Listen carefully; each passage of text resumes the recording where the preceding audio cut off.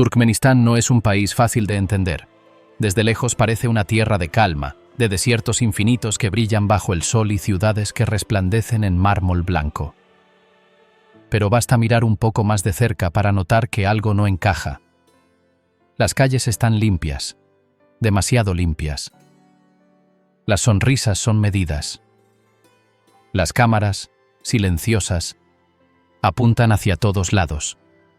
En este lugar, la perfección no es una aspiración, es una obligación. Aquí, el poder no se discute, se adora.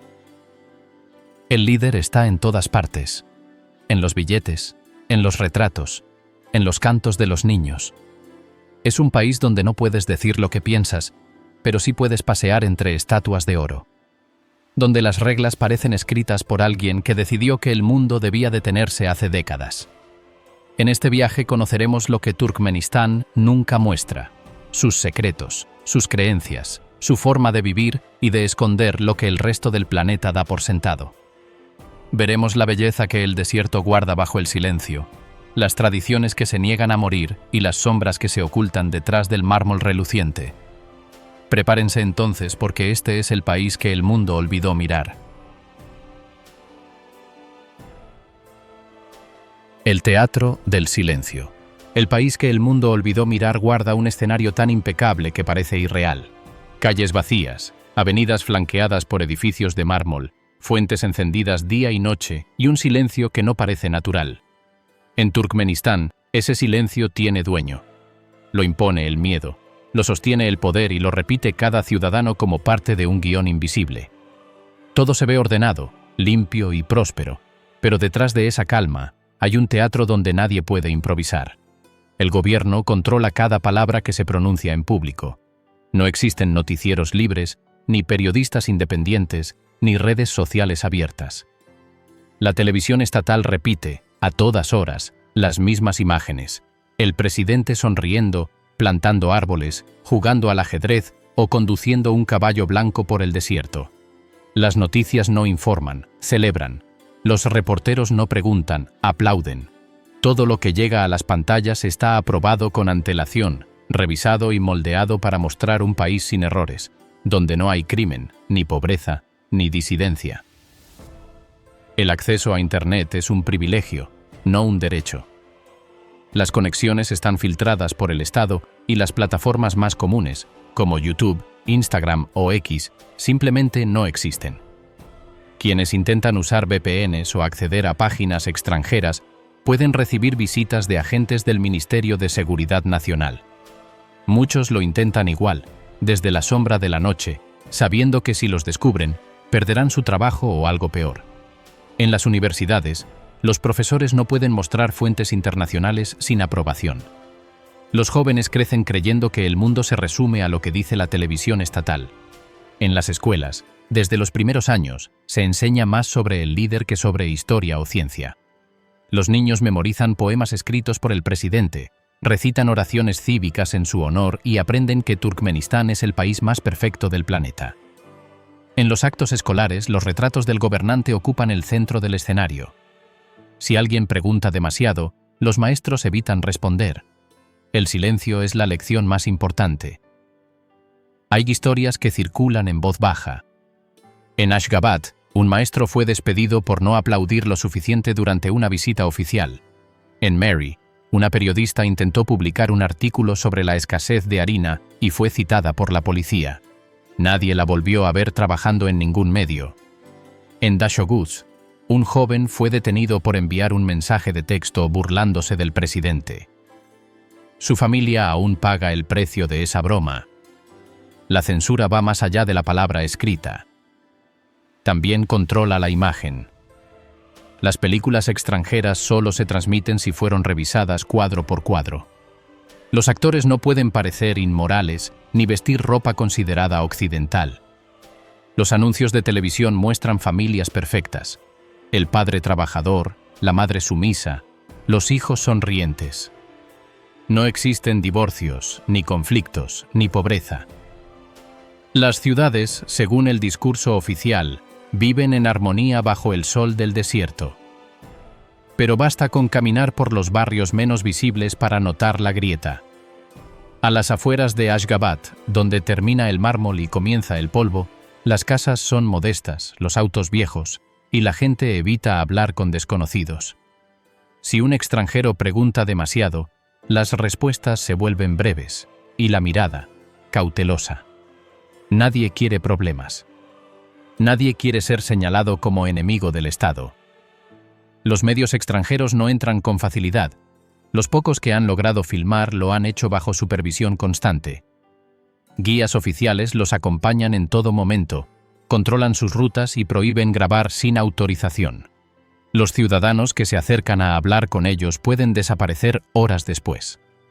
Hay una expresión común entre los locales. El aire también escucha. No es una metáfora. El control también se extiende al arte y la música. Los cantantes deben incluir alabanzas al país y al presidente en sus letras. Los libros extranjeros son difíciles de conseguir y muchos escritores han optado por exiliarse. Algunos artistas plásticos crean en secreto, vendiendo sus obras a coleccionistas fuera del país, mientras otros simplemente dejan de crear. La autocensura se vuelve parte del instinto de supervivencia. Incluso las celebraciones están diseñadas para mantener la imagen perfecta. En las fechas nacionales, las calles se llenan de coreografías masivas. Miles de personas ensayan durante semanas para formar mosaicos humanos que deletrean frases patrióticas o dibujan el rostro del líder. Nadie puede faltar. Los funcionarios pasan lista y toman fotografías para demostrar asistencia. Quien no aparezca en esas fotos puede perder beneficios del Estado.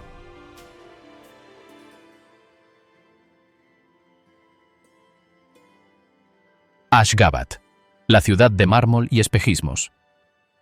Después de entender el teatro de control que envuelve al país, llegamos a su escenario principal. Ashgabat, una ciudad que parece construida para impresionar al cielo más que a la gente que la habita. Desde lejos brilla como un espejismo, una masa de mármol blanco que resplandece bajo el sol del desierto. Pero al caminar por sus avenidas, uno se da cuenta de que hay algo profundamente inquietante en tanta perfección. Ashgabat es la capital más vacía del mundo. Las avenidas son tan amplias que el viento sopla sin encontrar resistencia. Los edificios, recubiertos de mármol italiano, se alinean con una precisión que roza lo irreal. Hay fuentes que escupen agua cristalina las 24 horas del día, aunque el país viva sobre un desierto. En las plazas, las estatuas doradas del líder se elevan sobre pedestales gigantescos, girando lentamente para que su rostro mire siempre hacia el sol. En apariencia, todo está limpio, ordenado, impecable. No hay basura en las calles, ni autos viejos, ni mendigos. Pero eso no es porque no existan. Es porque no pueden verse. Cada detalle está regulado: el color de los edificios, el modelo de los autos, incluso el tono de la pintura en las puertas de las casas. La uniformidad es ley. Quien no cumpla, recibe una multa o una visita de las autoridades. Hay historias que los habitantes solo cuentan entre susurros, como la de un hombre que pintó su fachada en color crema, apenas un matiz diferente al blanco reglamentario, y a los pocos días fue obligado a cubrirla de nuevo. O la de una anciana que dejó secar su ropa al sol y recibió una advertencia por alterar la imagen urbana. En Ashgabat, la estética no es una cuestión de gusto, es una obligación patriótica.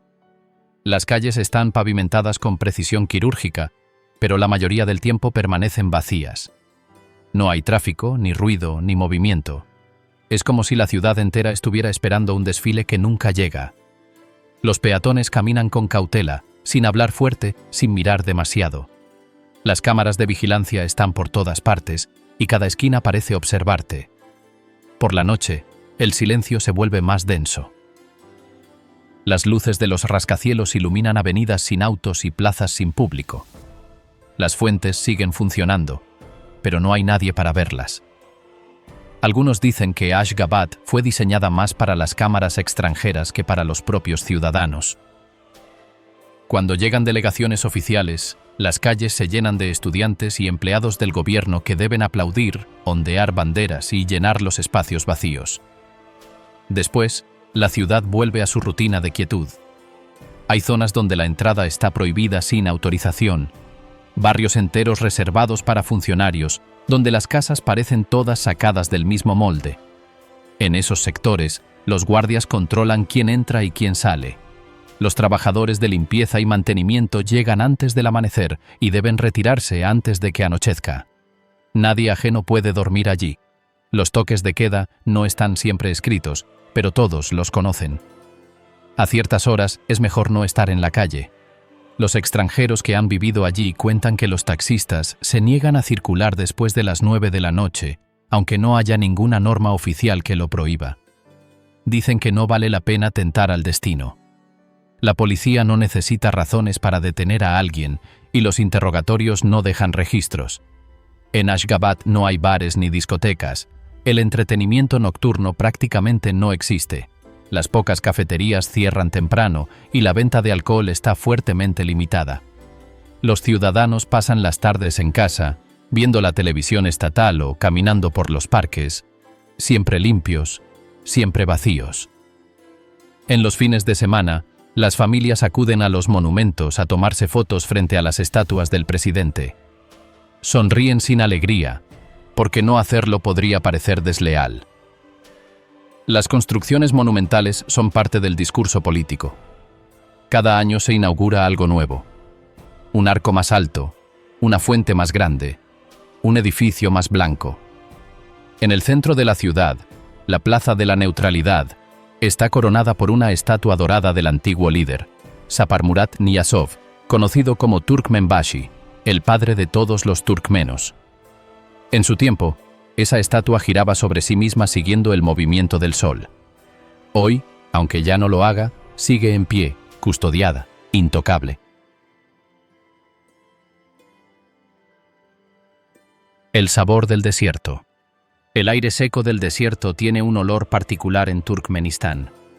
A primera hora de la mañana, antes de que el sol golpee con fuerza, las familias ya están encendiendo los hornos de barro donde se hornea el pan plano que acompaña casi cada comida.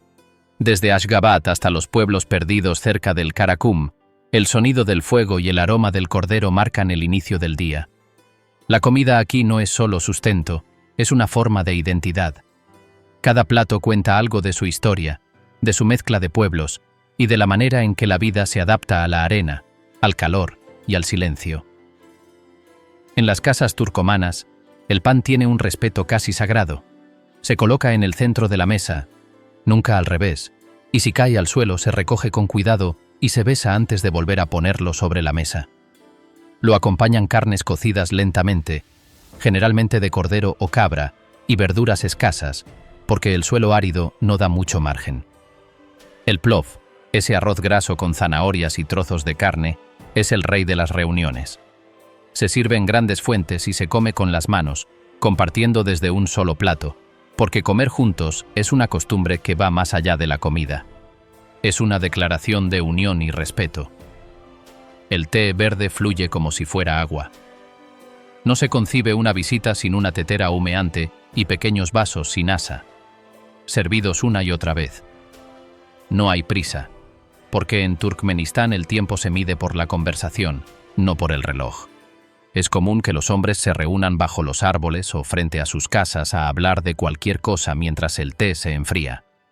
Las mujeres, en cambio, suelen compartir las comidas en espacios más privados, donde los aromas del comino, la cebolla y la grasa fundida impregnan cada rincón. El país tiene una cocina de frontera. La influencia persa se nota en el uso de las especias, la rusa en las sopas y guisos que llegaron con la Unión Soviética, y la uzbeca en los platos compartidos y el arroz. Pero la identidad turcomana se impone en la sencillez y en el respeto a lo básico: pan, carne, grasa y fuego.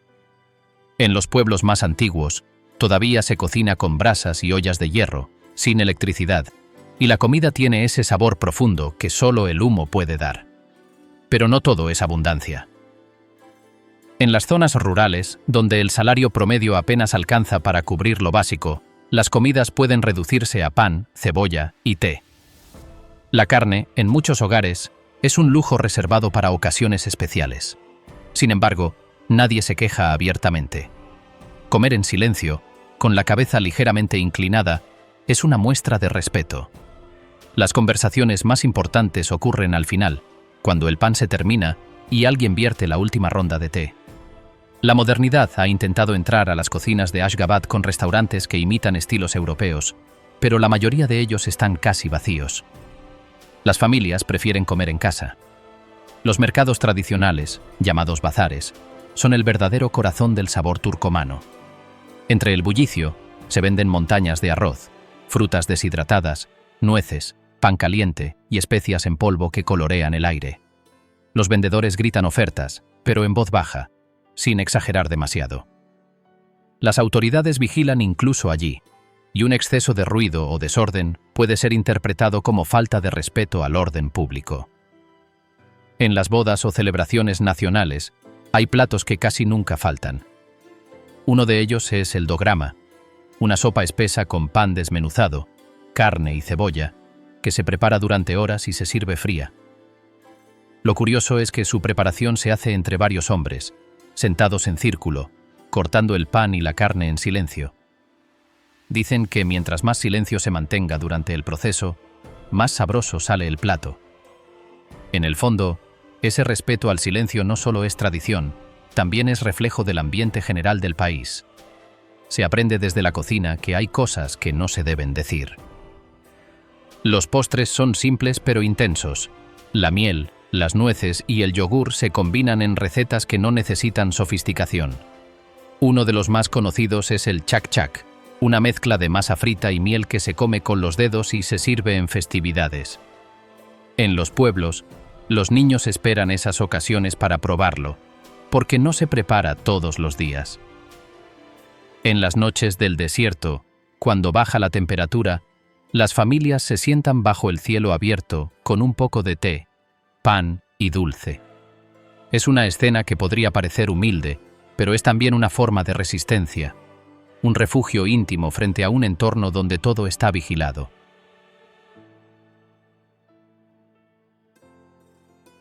Las mujeres de Turkmenistán. En Turkmenistán, el silencio también tiene rostro de mujer.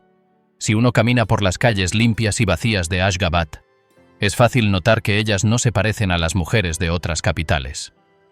Hay algo en su forma de mirar, en la manera en que se mueven, que transmite una mezcla de elegancia y prudencia.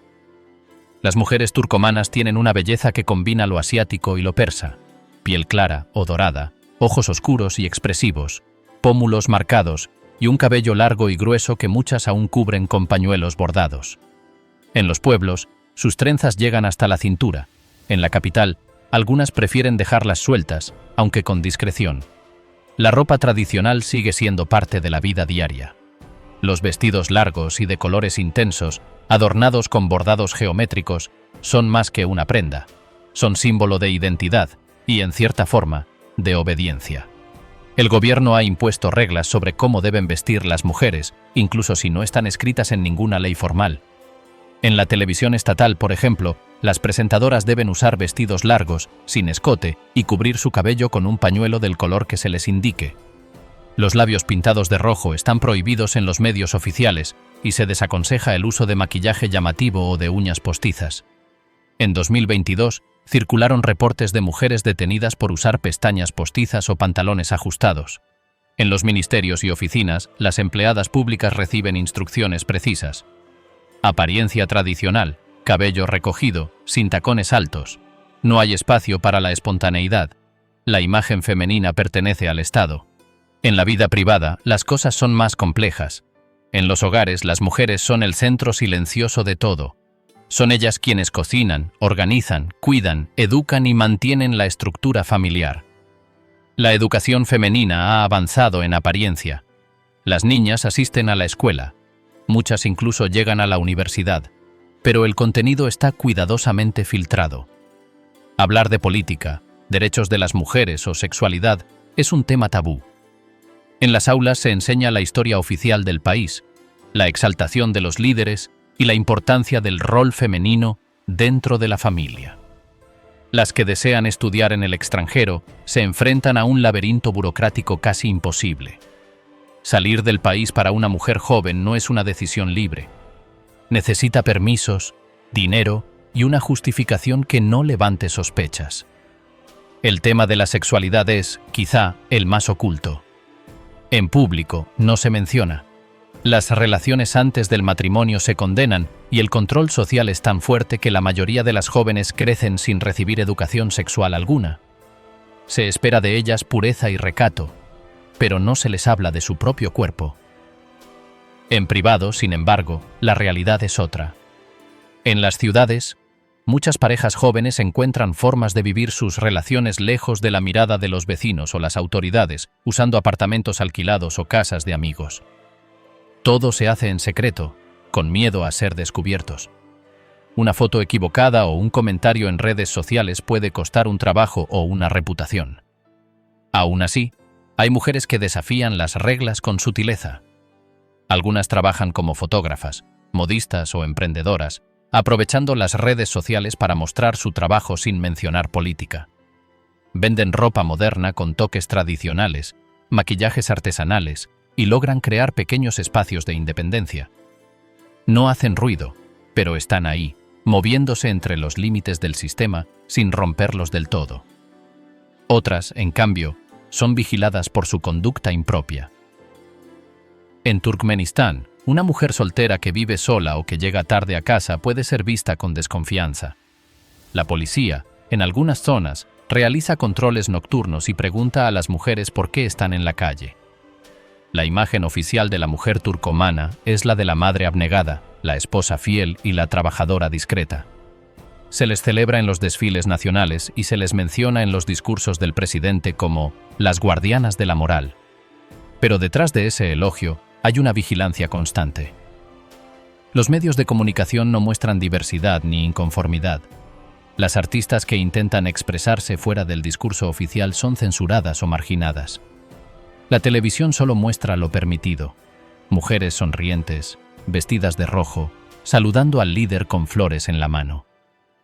Hay algo fascinante en la dualidad de las mujeres turcomanas. En la calle son cautas, formales, con una mirada contenida. Pero dentro de sus casas, en la confianza de los suyos, pueden reír con fuerza, bailar en las fiestas y hablar sin filtros. La cocina, el patio y el té son sus espacios de libertad.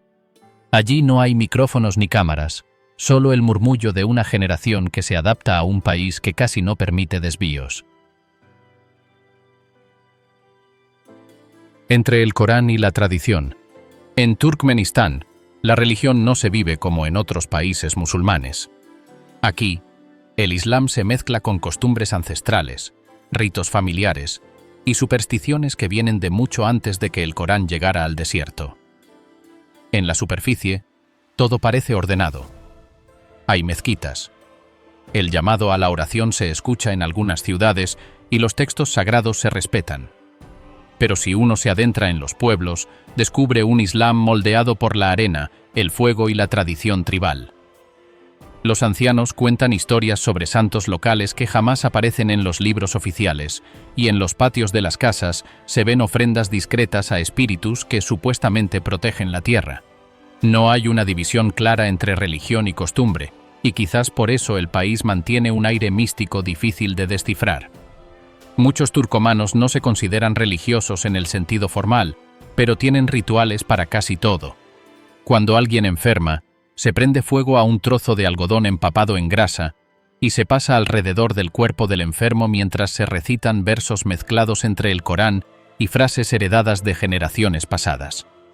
Creen que el fuego expulsa los malos espíritus. En algunos pueblos, los curanderos son más respetados que los médicos. Los llaman Yomut, y su conocimiento se transmite por línea familiar. Saben preparar infusiones, leer señales en la arena y, según dicen, calmar el alma con solo tocar la frente del paciente. Las tumbas también ocupan un lugar especial en la espiritualidad turcomana. No son simples lugares de descanso, sino puntos de conexión entre el mundo visible y el invisible. Muchos visitan los mausoleos de santos y mártires locales, donde rezan, dejan comida y atan trozos de tela a los árboles como símbolo de una promesa o un deseo. Algunos peregrinan hasta lugares remotos del desierto, donde dicen que la tierra respira y el aire tiene poder sanador. Estas prácticas no tienen aprobación oficial, pero el Estado las tolera mientras no se conviertan en movimientos colectivos. En las noches sin viento, hay rituales más íntimos. Las mujeres, sobre todo las mayores, encienden velas y esparcen sal alrededor de la casa para alejar las envidias.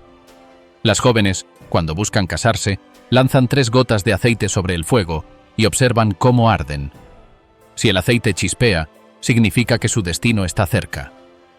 En algunas regiones, se cree que los sueños son mensajes divinos, y la interpretación de estos es una práctica común. Hay mujeres conocidas por su habilidad para leer los sueños y anticipar lo que está por venir. Las leyendas más antiguas hablan de santos que cruzaron las dunas montados en camellos de fuego, o de pozos donde el agua solo brota si se reza con fe. En las zonas rurales, los ancianos cuentan que algunas tormentas no son naturales, sino señales de enojo de los espíritus guardianes del Karakum, el gran desierto que cubre gran parte del país. Los pastores todavía hacen pequeños sacrificios antes de salir con el ganado, enterrando trozos de pan y vertiendo unas gotas de leche en la arena. No lo llaman magia, pero tampoco religión. Es simplemente respeto por las fuerzas que no se ven. La influencia soviética dejó huellas profundas. Durante décadas, la práctica religiosa fue limitada, las mezquitas cerradas y los imanes perseguidos. Sin embargo, el Islam nunca desapareció. Se refugió en los hogares, en los cantos y en las oraciones susurradas. Tras la independencia, el gobierno promovió una versión controlada de la fe, donde el patriotismo y la devoción al líder se entrelazan. En los desfiles nacionales, las oraciones por el país se mezclan con alabanzas al presidente. Muchos lo consideran una nueva forma de culto, más política que espiritual. En el interior del país, todavía se celebran ceremonias que rozan lo prohibido. Hay relatos de reuniones nocturnas donde los aldeanos encienden grandes hogueras y cantan antiguos versos en lengua oghuz, una de las raíces del turcomano actual. Allí se invoca a los antepasados y se pide protección para el año que comienza. Algunos dicen que esas ceremonias tienen siglos de antigüedad y que el fuego es la representación del alma del pueblo. No están registradas en ningún calendario religioso, pero siguen vivas, protegidas por el secreto. En los matrimonios, el componente espiritual también está presente. Antes de la boda, la familia del novio consulta a una mujer considerada vidente del destino, quien determina si la unión traerá prosperidad o desgracia. Si el pronóstico es malo, la boda se pospone. En otras ocasiones, los novios visitan tumbas sagradas y dejan monedas para asegurar un futuro fértil. Estas prácticas no son oficiales, pero ningún matrimonio importante se celebra sin algún tipo de bendición no escrita.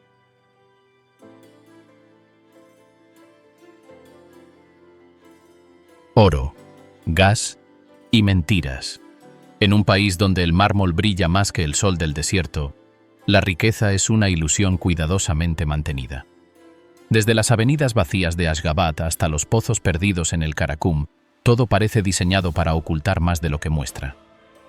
Turkmenistán flota sobre una de las mayores reservas de gas natural del planeta, pero pocos fuera del círculo del poder saben realmente cuánto produce, a quién se vende o dónde terminan las ganancias. En los discursos oficiales, el gas es descrito como una bendición divina que mantiene al país independiente y próspero.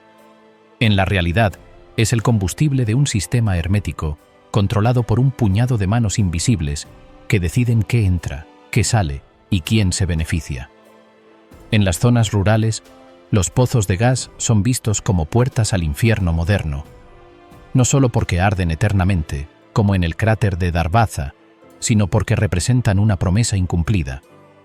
La gente ve pasar los camiones de las compañías extranjeras cargados con maquinaria y generadores, pero las aldeas siguen sin electricidad constante ni agua potable. Las casas se iluminan con lámparas de queroseno mientras los noticieros del Estado muestran imágenes de proyectos millonarios, con fuentes iluminadas y rascacielos que apenas se usan. El contraste es tan fuerte que la población ya no intenta entenderlo. Lo asumen como una parte más del paisaje. El gobierno mantiene una narrativa en la que el gas no solo es un recurso, sino un símbolo de pureza y poder nacional.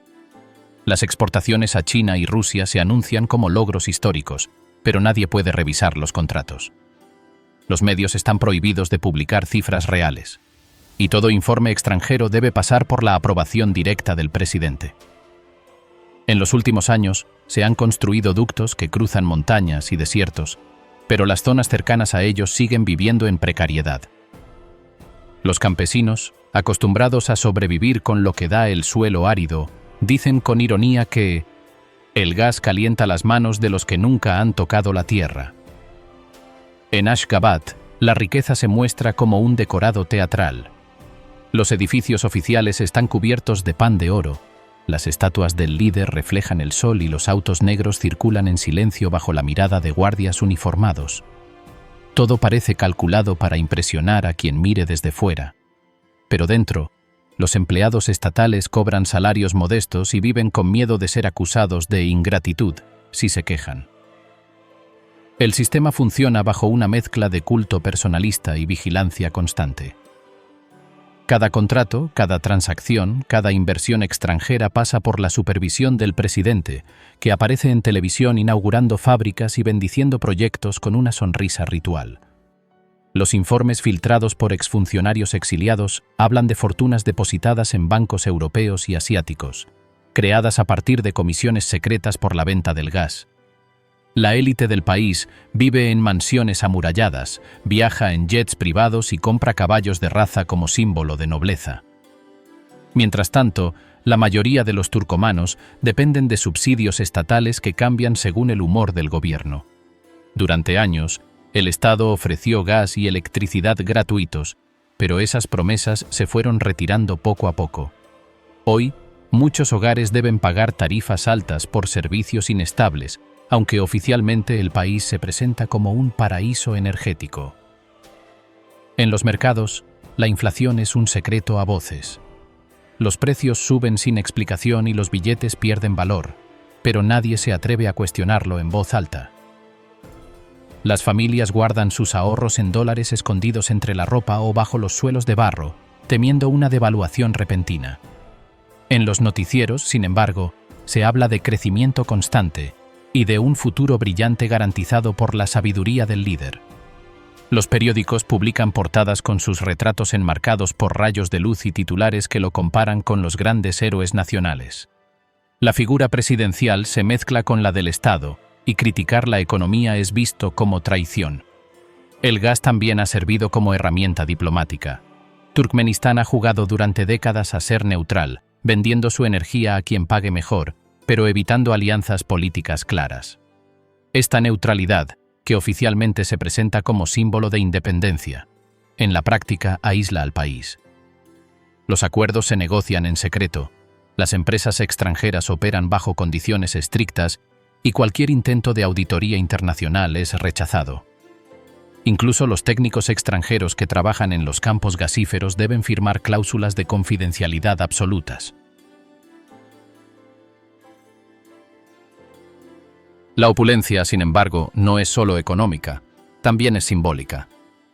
Los monumentos cubiertos de oro, los arcos del triunfo dedicados al presidente y las fuentes gigantescas de Ashgabat son intentos de inmortalizar el poder a través del brillo.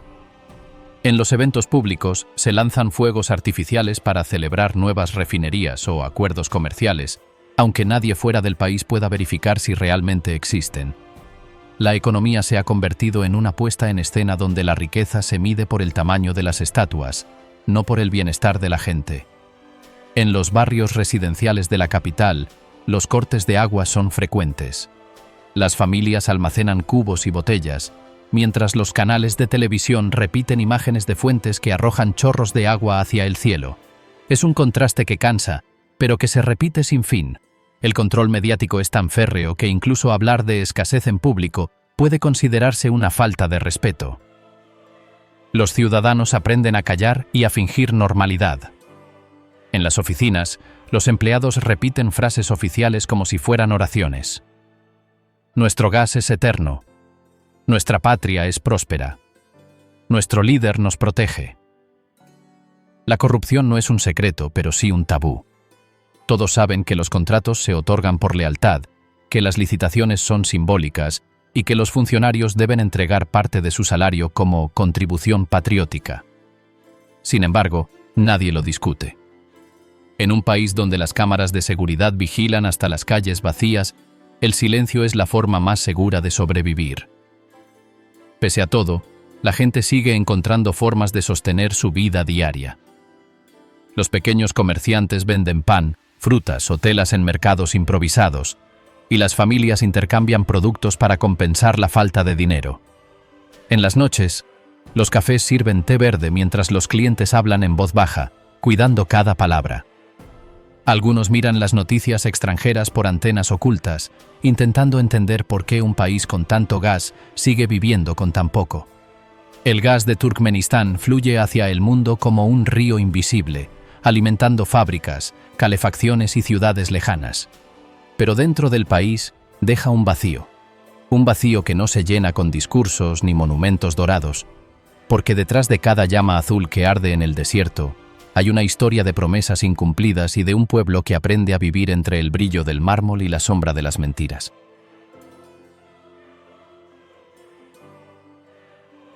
El culto al líder.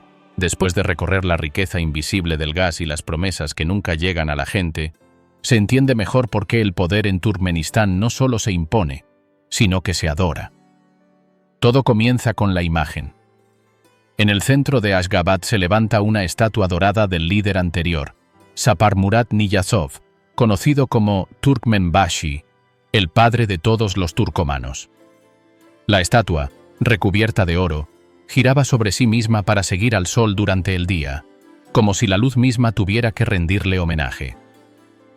Aunque la estructura fue desplazada por su sucesor, la idea del líder como figura celestial permaneció intacta. Cada presidente hereda no solo el poder político, sino también el derecho a ser venerado. Uno de los pilares del culto fue el Runama, el libro del alma, escrito por Niyazov. Durante años fue considerado una especie de texto sagrado. Se enseñaba en las escuelas, se recitaba en los actos públicos y se incluía en los exámenes universitarios. Leerlo era una obligación moral y patriótica. El texto combinaba anécdotas personales, historia nacional y consejos de vida, todo presentado como revelación. Los conductores de taxi lo colocaban en el tablero de sus autos, los soldados juraban sobre él y las parejas lo incluían en sus bodas junto al Corán. Aunque el libro fue gradualmente desplazado por los escritos del actual presidente, su espíritu sigue presente, el de un país que adora palabras más que hechos. El actual mandatario, Gurbanguly Berdimuhamedov, conocido por su afición a la poesía, la equitación y las canciones patrióticas, continuó ese legado con nuevos símbolos. Se hizo construir su propio conjunto de estatuas doradas, entre ellas una donde monta a caballo sobre un pedestal blanco de mármol. En los noticieros estatales, aparece montando en motocicleta, cantando con una guitarra o inaugurando monumentos con su nombre. Cada gesto es cuidadosamente grabado y difundido, para reforzar la idea de que es un hombre capaz de hacerlo todo. La televisión no muestra errores ni cansancio, solo perfección. En los desfiles nacionales, miles de personas marchan portando su retrato. Los funcionarios públicos están obligados a asistir, y las cámaras de televisión recorren los rostros sonrientes mientras las voces del locutor repiten frases ensayadas. Nuestro líder ilumina nuestro camino, el guía sabio del pueblo turcomano. Nadie se atreve a faltar. Incluso las ceremonias privadas, como bodas o nacimientos, suelen incluir una foto del presidente en la decoración.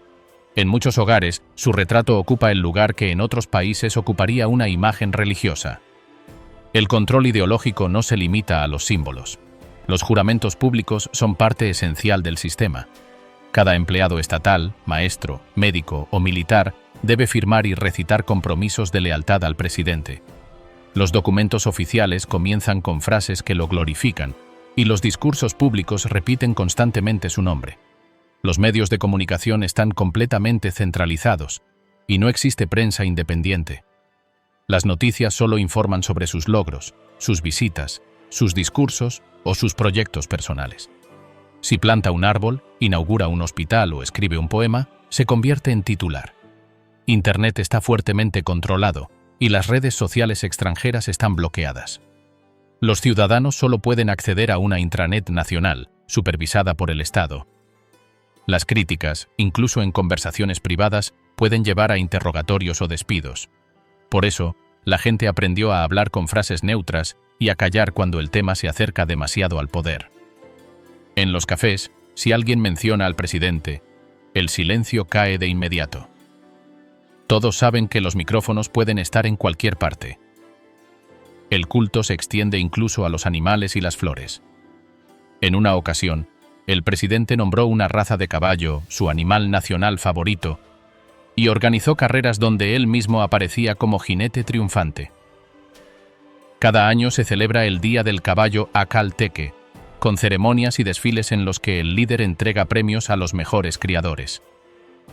También se crearon festivales dedicados al melón, una fruta a la que el gobierno le atribuye cualidades casi míticas. Estos eventos no son simples curiosidades, son parte del sistema de culto, diseñado para mostrar al presidente como un hombre cercano al pueblo y a la naturaleza. Los símbolos también dominan la arquitectura. Ashgabat está llena de monumentos con su rostro o su nombre grabado en letras doradas. Los parques y avenidas llevan títulos que lo glorifican: Camino del Renacimiento, Era del Gran Protector. Incluso el aeropuerto internacional está coronado por una estructura con forma de halcón gigante, inspirada en uno de sus poemas. Todo el país parece un escenario dedicado a su figura. Conspiraciones y rumores. Después de conocer el culto al líder y el aparato de propaganda que domina hasta el último rincón de la vida turcomana, es inevitable entrar en el terreno más oscuro, el de los rumores, las teorías y las voces que intentan explicar lo que no se ve. Turkmenistán no solo es un país cerrado, es un territorio que vive bajo un silencio impuesto, donde cualquier intento de cuestionar al poder termina convertido en historia prohibida. Y ese silencio, como suele pasar, alimenta las sospechas. Afuera, en los foros de exiliados y entre periodistas que alguna vez lograron entrar, circulan historias que hablan de un país usado como tablero secreto por potencias extranjeras. Hay quienes aseguran que, bajo el desierto de Karakum, existen instalaciones militares subterráneas construidas con ayuda rusa, herencia de la era soviética, aún activas para experimentos de vigilancia o almacenamiento de materiales estratégicos. Otros sostienen que parte de la infraestructura fue cedida a China a cambio de inversiones en gas. Nada de eso está confirmado, pero lo cierto es que en Turkmenistán hay zonas a las que ni siquiera los propios ciudadanos pueden acercarse. Los mapas oficiales muestran enormes extensiones de terreno sin detalle alguno. Cuando un visitante intenta fotografiar ciertos lugares, los guardias aparecen sin explicación y las cámaras son confiscadas. La excusa habitual es que se trata de instalaciones sensibles para la seguridad nacional. En los desiertos, entre las dunas y los pueblos perdidos, se dice que hay campos donde el ejército realiza ejercicios con tecnología importada, sin presencia extranjera visible, pero con supervisión indirecta de técnicos de fuera. También se habla de acuerdos no declarados con potencias vecinas. Algunos diplomáticos retirados mencionan la existencia de contratos de cooperación energética firmados sin pasar por el Parlamento, que permitirían la explotación de recursos a cambio de apoyo político.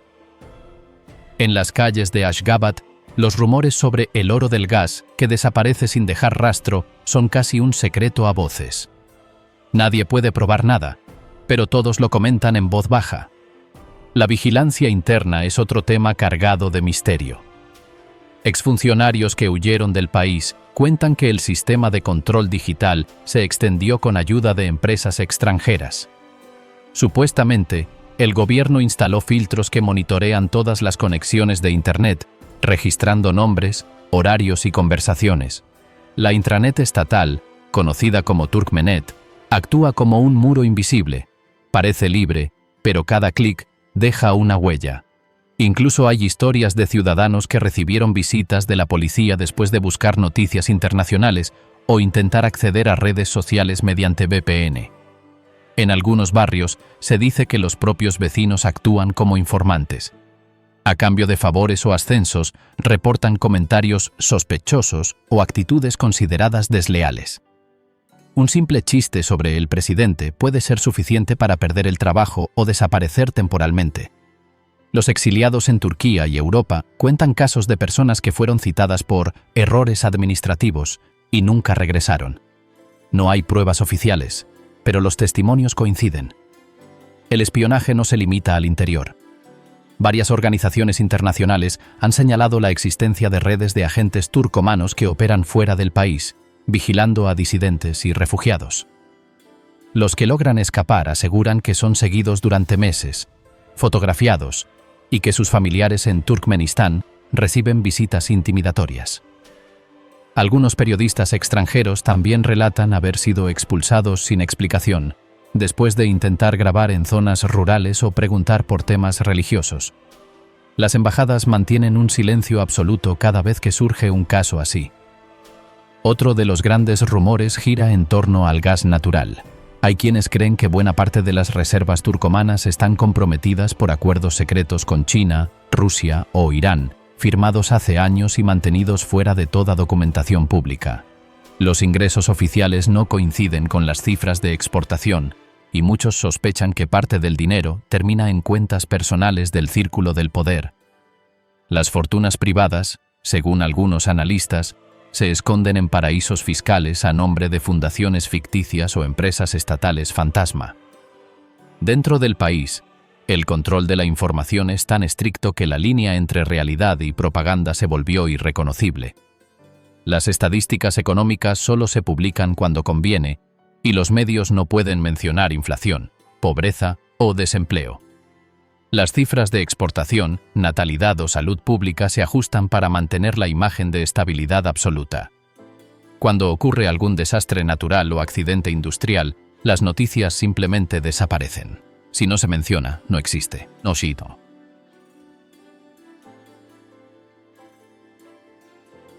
Uno de los rumores más extendidos entre los exiliados tiene que ver con las Casas Blancas, edificios gubernamentales donde se realizan interrogatorios fuera de cualquier registro legal. Ex trabajadores del sistema judicial aseguran que ahí se detiene a funcionarios sospechosos de corrupción o deslealtad, pero también a civiles que simplemente fueron señalados por hablar demasiado. Nadie confirma nada, pero en los barrios cercanos a esas zonas, los vecinos evitan pasar de noche. La paranoia estatal llega hasta el punto de controlar los viajes internos. Los ciudadanos necesitan permisos para moverse entre regiones y los controles en las carreteras son permanentes. En algunos casos, las autoridades revisan los teléfonos móviles y exigen mostrar fotos o mensajes. Los que trabajan en el extranjero deben reportarse periódicamente en las embajadas turcomanas. Los rumores dicen que, si un emigrante habla mal del gobierno, su familia en casa sufre represalias. Hay quienes aseguran que todo ese aparato de control es sostenido con ayuda de asesores de seguridad extranjeros.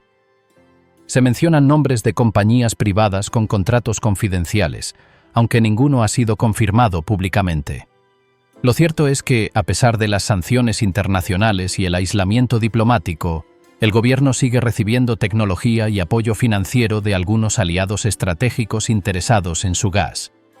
El clima de miedo ha generado una especie de submundo de información clandestina. Pequeños grupos de jóvenes en el extranjero intentan crear redes seguras para filtrar videos y testimonios desde dentro del país. Usan canales cifrados, contactos familiares y grabaciones ocultas.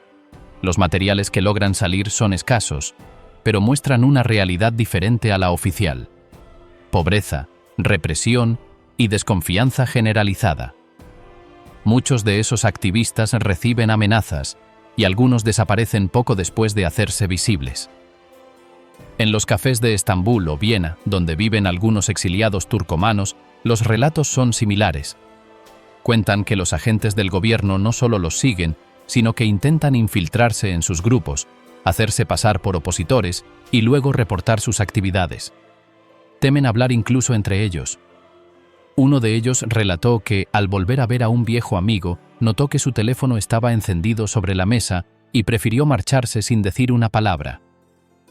Esa desconfianza es la herencia invisible del sistema. También hay teorías que rozan lo inverosímil, como la existencia de túneles que conectan los principales edificios de Ashgabat, usados para transportar documentos y objetos sin ser vistos. Otros hablan de centros de datos ocultos donde se almacenan grabaciones de vigilancia de todo el país. Y aunque muchas de estas historias no pueden comprobarse, el hecho de que nadie pueda investigarlas las mantiene vivas. El secreto es parte del ADN del poder turcomano. Las fronteras cerradas, la censura total y la represión han creado un ecosistema donde la sospecha sustituye a la verdad.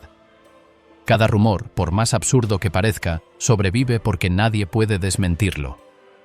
Turkmenistán se convirtió en un país de sombras, donde lo que se calla pesa más que lo que se dice, y donde el miedo se transmite de generación en generación sin necesidad de palabras. Es así como termina este recorrido por Turkmenistán.